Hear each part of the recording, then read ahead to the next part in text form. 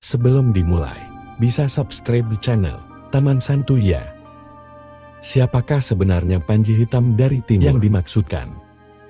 Telah menceritakan kepada kami Abdullah bin Isa Al-Wasiti An-Nakib. Telah menceritakan kepada kami Yahya bin dari Yazid bin Hayyan. Aku mendengar Abu Mijlas menceritakan dari Ibnu Abbas. Ia berkata sesungguhnya Panji Rasulullah Shallallahu Alaihi Wasallam berwarna hitam dan benderanya berwarna putih. Sunan Ibnu Majah. Di bawah adalah hadis rujukan. Kata sahabat radhiyallahu anhu, Al-Mahdi beserta laskarnya akan muncul daripada timur. Sekiranya gunung menjadi penghalang perjalanan mereka, niscaya gunung itu akan mereka pukul sehingga hancur rata menjadi jalan mereka. Sabda Rasulullah Shallallahu Alaihi Wasallam, akan datang panji-panji hitam dari timur. Seolah-olah hati mereka adalah kepingan-kepingan besi. Sesiapa yang mendengar tentang mereka, hendaklah datang kepada mereka dan berbayatlah kepada mereka, sekalipun terpaksa merangkak di atas salju. Al-Hafiz Abu Nuaim. Kata Sayyidina Ali, maka Allah Subhanahu wa Ta'ala menghimpunkan sahabat-sahabatnya, tentara Al-Mahdi yang dipanggil Ikhwan, seramai tentara-tentara Badar, dan seramai tentara Taluk, yaitu 313 orang lelaki. Seolah-olah mereka itu singa-singa jantan yang keluar dari hutan. Hati mereka itu ibarat kepingan-kepingan besi. Kalau mereka berkehendak untuk memindahkan gunung, niscaya akan mereka lakukan. Pakaian mereka sejenis, dan seolah-olah mereka itu dari satu ibu dan satu ayah. Dari Ibnu Umar radhiyallahu anhu katanya, Rasulullah Shallallahu Alaihi Wasallam ditanya oleh para sahabat radhiyallahu anhu, apakah ada orang yang beriman kepadamu, sedangkan mereka tidak pernah melihatmu, dan membenarkan ajaranmu, sedangkan mereka tidak pernah melihatmu? Baginda Rasulullah Shallallahu Alaihi Wasallam menjawab, mereka itu adalah ikhwanku dan mereka bersama-samaku. Beruntunglah mereka yang melihatku dan beriman kepadaku, dan beruntung juga mereka yang beriman kepadaku, sedangkan mereka tidak pernah melihatku. Diulang hingga 3 kali. Hadis riwayat Muslim. Apabila azan sang muadzin, berserulah dia, asyhadu alla ilaha illallah. Ketika itu berguncanglah surga. Sangatlah rindunya para bidadari, dan bertambah-tambah rindunya lagi mereka akan Rasulullah Shallallahu Alaihi Wasallam. Begitu juga segala mahligai surga, dan segala bilik peraduannya bergoncang-goncang karena amat rindu kepada Rasulullah Shallallahu Alaihi Wasallam. Kemudian Rasulullah itu pula, selain rindunya yang bersangkutan kepada surga, juga tersangat rindu kepada suatu taifah dari kalangan umatnya yang akan keluar pada akhir zaman nanti. Mereka itu berakhlak dengan akhlak nabi-nabi dan mengambil perjalanan yang ditempuh oleh para siddiqin. Mereka ini adalah huraba orang-orang asing di kalangan umum mukminin. Kemunculan pasukan Panji Hitam dari timur telah disebutkan dalam banyak riwayat sahih yang sebelumnya saya sebutkan. Beberapa ulama menyebutkan bahwa kedatangannya berasal dari wilayah Khurasan, sebelah timur negara Iran. Diriwayatkan oleh Tirmidzi dari Abu Hurairah bahwasanya Rasulullah Shallallahu Alaihi Wasallam bersabda, akan keluar dari wilayah Khurasan bendera-bendera Panji Hitam, di mana tidak ada satupun yang menghalanginya, hingga ia dikibarkan di wilayah Ilya Yerusalem. Kelak pasukan tersebut akan bersama kaum muslimin. Beberapa riwayat menyebutkan bahwa pasukan tersebut merupakan pasukan yang sejak awal mendukung Al-Mahdi. Mereka mendampingi Imam Mahdi dan turut terlibat dalam pembebasan Jazirah Arab. Disebutkan dalam hadis riwayat Ibnu Majah bahwa Rasulullah Shallallahu Alaihi Wasallam bersabda, kemudian muncullah bendera-bendera hitam dari arah timur. Lantas mereka memerangi kaum dengan suatu peperangan yang belum pernah dialami oleh kaum sebelummu. Kemudian beliau melanjutkan sabdanya, maka jika kamu melihatnya, berbayarlah walaupun dengan merangkak di atas salju, karena dia adalah Khalifah Allah. Al-Mahdi mengutip buku Tanda Kiamat Besar. Susunan Mahir Ahmad As-Sufi tahun 2007. Warna panji tersebut hitam pekat, mirip seperti panji Rasulullah Shallallahu Alaihi Wasallam. Kemudian di tengah benderanya tertuliskan kalimat tauhid, la ilaha illallah dalam tulisan Arab. Setelah dibayat dan menjadi khalifah, Imam Mahdi pun diridhoi oleh penduduk bumi dan langit. Pada masa itu, manusia sangat membutuhkan seorang pemimpin yang adil. Di tengah merajalanya kesaliman yang mereka derita, kebaikan tersebut pun bertambah besar.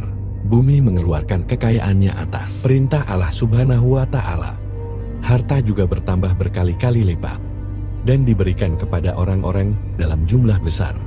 Menurut sebagian riwayat, Imam Mahdi hidup di tengah masyarakat dalam kurun waktu 7-8 tahun. Diriwayatkan oleh Abu Sa'id Al-Khudri radhiyallahu anhu, Rasulullah Shallallahu alaihi wasallam bersabda, "Al-Mahdi muncul di antara umatku yang terakhir. Allah Subhanahu wa Ta'ala menurunkan hujan, bumi pun mengeluarkan tumbuh-tumbuhannya, dan Dia memberikan harta dengan adil. Hewan-hewan ternak berkembang biak menjadi banyak, dan umat menjadi mulia. Dia Imam Mahdi hidup selama 7 atau 8 tahun.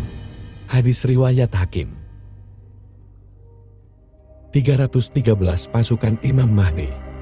Siapakah mereka? Dalam banyak riwayat dijelaskan bahwa Imam Mahdi senantiasa menanti kedatangan 313 pasukannya di dekat Ka'bah. Mereka adalah orang-orang pertama yang akan membayat beliau.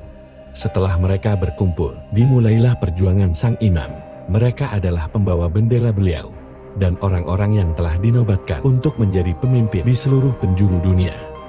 Mari kita menyimak dialog tentang 313 pasukan ini. Penanya, tolong bacakan riwayat tentang 313 pasukan Imam Mahdi. Menjawab, banyak sekali riwayat dengan ungkapan yang bermacam-macam tentang masalah ini. Jumlahnya sekitar puluhan hadits yang dapat dianggap sebagai hadits yang mutawatir. Dalam tafsir ayat ke-80, surah Hud dijelaskan bahwa Nabi Lut alaihi salam berkata kepada kaumnya yang salim, "Seandainya aku ada mempunyai kekuatan atas kalian semua, atau kalau aku dapat berlindung kepada rukun keluarga yang kuat, tentu aku lakukan sesuatu terhadap diri kalian." Surah dalam Al-Quran Hud 80. Imam Ja'far Shadiq berkata, maksud kekuatan dalam ayat itu adalah Al-Qaim. Imam Mahdi adapun rukun yang kuat, maksudnya adalah 313 pasukan beliau. Dalam riwayat yang lain disebutkan, Imam Bakir pernah berkata, seakan aku menyaksikan 313 pasukan itu datang dari Najaf Kufah, seakan hati mereka bagai potongan baja penanya. Apakah sampai detik ini masih belum ada 313 orang yang menjadi sahabat setia Imam Mahdi, sehingga beliau dapat ditampakkan dan tampil menyelamatkan umat manusia? Menjawab, 313 orang itu memiliki beberapa kriteria khusus yang rasanya dunia masih belum layak untuk mempersembahkan segelintir manusia seperti mereka. Penanya, misalnya seperti apa kriteria itu? Menjawab, misalnya Imam Sajjad berkata, saat Imam Mahdi berdiri mengumumkan kepada orang-orang Mekah bahwa ia adalah Al-Mahdi dan meminta mereka untuk bergabung bersamanya, segerombolan musuh bangkit berusaha membunuhnya. Lalu dengan segera 313 orang berusaha menyelamatkan beliau dari bahaya. Dalam riwayat-riwayat lainnya disebutkan pula tentang mereka, Allah Subhanahu wa Ta'ala akan mengumpulkan mereka di Mekah bagai awan-awan di musim gugur, yakni maksudnya mereka datang ke Mekah dengan cepat. Imam Ja'far Shadiq berkata, seakan aku melihat Al-Qaim berada di mimbar Kufah dan dikelilingi oleh 313 pasukannya yang sejumlah dengan pasukan Nabi di Perang Badar. Mereka adalah para pembawa bendera dari sisi Allah untuk memimpin umat manusia di muka bumi. Jadi 313 pasukan itu adalah orang-orang spesial yang jika sekiranya dunia dibagi menjadi 313 bagian, mereka harus merupakan orang-orang yang layak dan mampu menjadi pemimpin di tiap bagian itu. Mereka harus memiliki perangai-perangai khusus seperti keilmuan, keberanian, dan semua nilai-nilai yang dijunjung Islam. Menurut sebagian orang, misalnya salah satu dari 313 pasukan itu mungkin seperti Imam Humaini dengan segala perangai dan kriteria yang dimilikinya, yang menjadi pemimpin untuk Iran. itu baru 1 orang. Kalau ada 313 orang seperti itu, baru kedatangan Imam Mahdi dapat terdukung. Penanya jadi, orang-orang dengan kriteria seperti itu harus ada di muka bumi agar dapat mendukung kedatangan beliau. Sebagaimana Nabi yang membutuhkan dukungan dari sahabat-sahabat setianya, yang pintar, berani dan cerdas. Tolong jelaskan lebih lanjut lagi, karena pembahasan ini begitu menarik menjawab. Kita pernah membaca ayat 148 surah Al-Baqarah yang berbunyi, di mana saja kamu berada, pasti Allah Subhanahu wa Ta'ala akan mengumpulkan kamu sekalian. Surah dalam Al-Quran, Al-Baqarah 148. Setelah membacakan ayat itu, Imam Ja'far Shadiq berkata, yang dimaksud adalah sahabat-sahabat Imam Mahdi yang berjumlah 313 orang. Sumpah demi Allah, umat segelintir itu adalah mereka. Sungguh mereka akan berkumpul dalam sesaat, seperti awan-awan musim semi yang tertiup angin kencang, hingga berkumpul di suatu tempat. Dijelaskan juga dalam riwayat bahwa mereka akan datang ke Makkah dari pelosok kota dan desa yang jauh sekali. Lalu Imam Mahdi menanti mereka di Jitua, suatu tempat yang tak jauh dari Ka'bah. Mereka adalah orang-orang pertama yang membayar Imam Mahdi. Imam Sajid berkata, seakan aku melihat mereka datang dari Kufah. Jibril di sisi kanan mereka, Mikail di sisi kiri, dan Israfil di depan mereka. Mereka mengibarkan bendera Rasulullah Sallallahu Alaihi Wasallam, dan sama sekali tidak mencondongkan bendera-bendera itu ke arah musuh-musuh Allah, kecuali Allah akan menghancurkan mereka. Penanya, mengapa hanya lelaki yang disinggung mengenai hal ini? Apakah perempuan tidak berperan sebagai pendukung? Beliau menjawab, masalahnya karena awal mula kebangkitan ini berkaitan langsung dengan perjuangan, pertahanan dan peran yang identik dengan kaum lelaki. Tentu para wanita di balik medan peperangan berperan penting dalam mendukung imam dan pasukan-pasukannya. Bahkan ada riwayat yang secara langsung menjelaskan kehadiran para wanita sebagai pendukung beliau. Misalnya Imam Bakir pernah berkata, sungguh akan datang 300 dan beberapa orang pasukan, yang di antara mereka ada 50 perempuan. Mereka datang bagai kedatangan awan-awan musim gugur. Pernah diriwayatkan dari Mufazzal bahwa Imam Ja'far Shadiq berkata, ada 13 perempuan bersama Al-Mahdi. Mufazzal bertanya, apa yang dilakukan perempuan-perempuan itu? Beliau menjawab, mereka mengobati orang-orang yang terluka dan merawat mereka, sebagaimana yang dilakukan oleh para wanita di zaman Nabi saat itu. Penanya, bukankah sejumlah sahabat itu sedikit sekali? Jika kita lihat betapa besar perjuangan yang harus dijalankan oleh Imam Mahdi, menjawab, mereka adalah orang-orang spesial.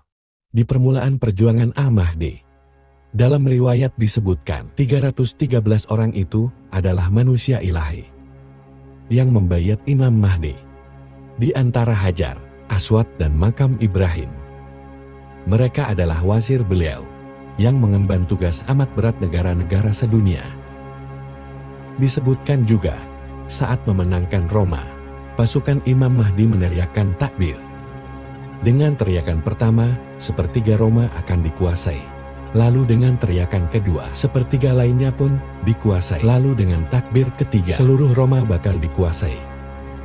Selain itu Imam Bakir juga pernah berkata, akan ada 70.000 hamba Allah dari Kufah yang tulus hatinya, yang akan menjadi pendukung Imam Mahdi.